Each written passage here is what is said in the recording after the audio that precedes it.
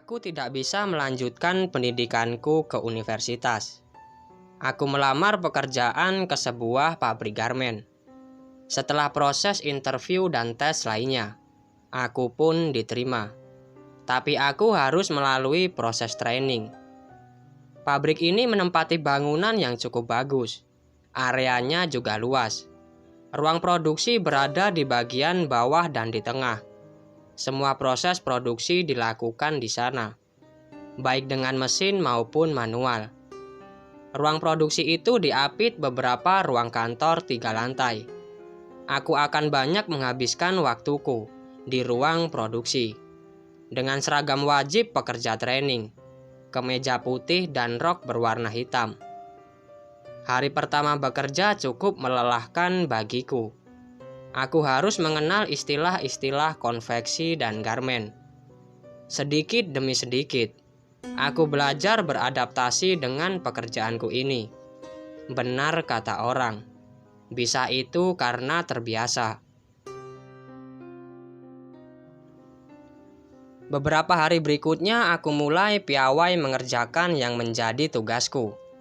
Hari itu aku harus menyortir baju, polo sheet yang cukup banyak.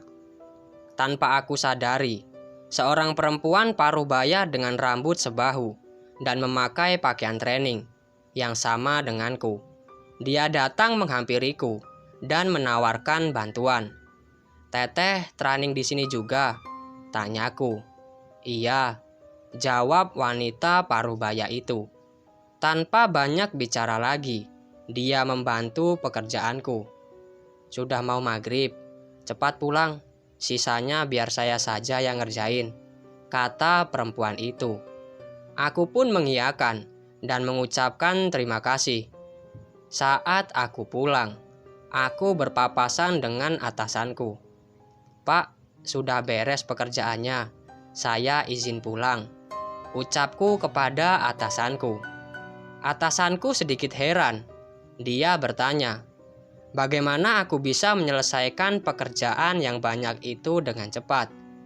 Aku bilang bahwa aku tadi dibantu seorang wanita yang juga training di sini. Aku pun mengajak atasanku ke tempat kerjaku, dan pekerjaanku sudah beres. Tapi di sana tidak ada siapa-siapa. Aku pun terkejut, lalu menggambarkan ciri-ciri perempuan yang membantuku tadi.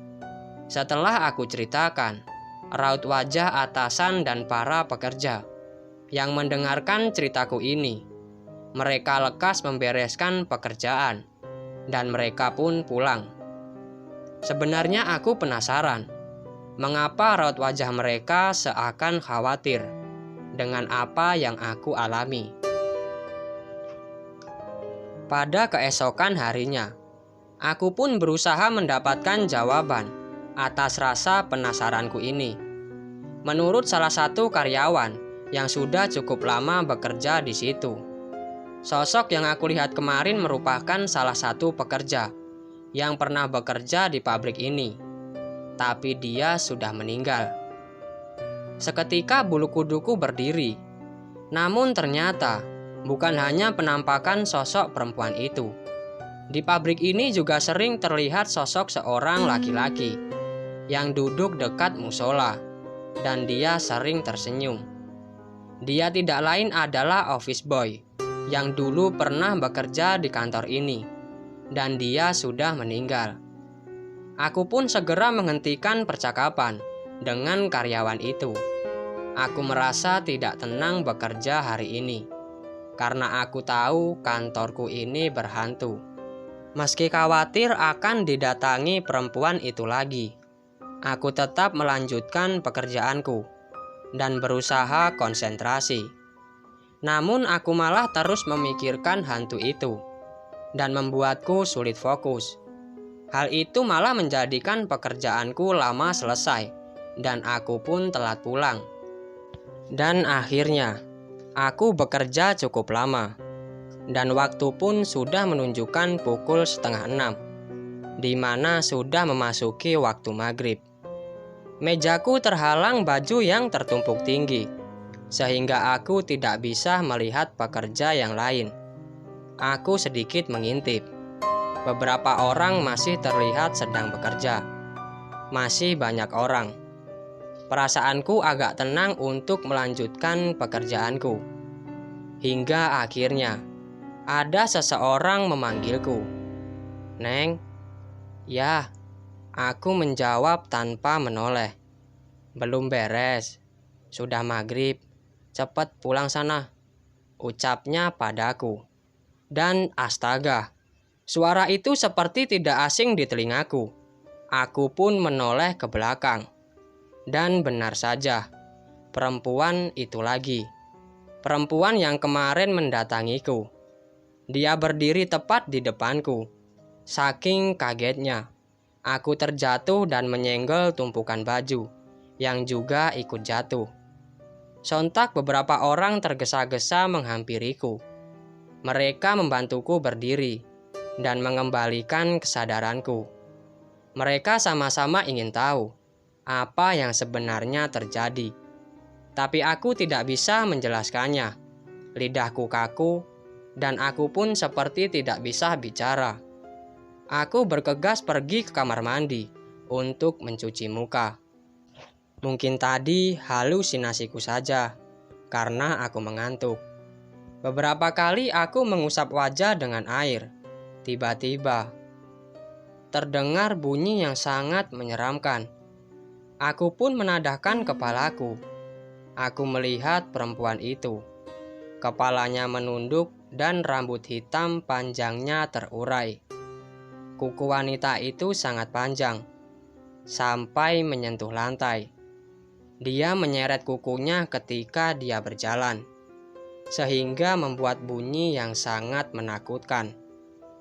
Aku pun menutup mata dan telingaku, tapi suara itu tetap terdengar. Semakin lama dan semakin dekat.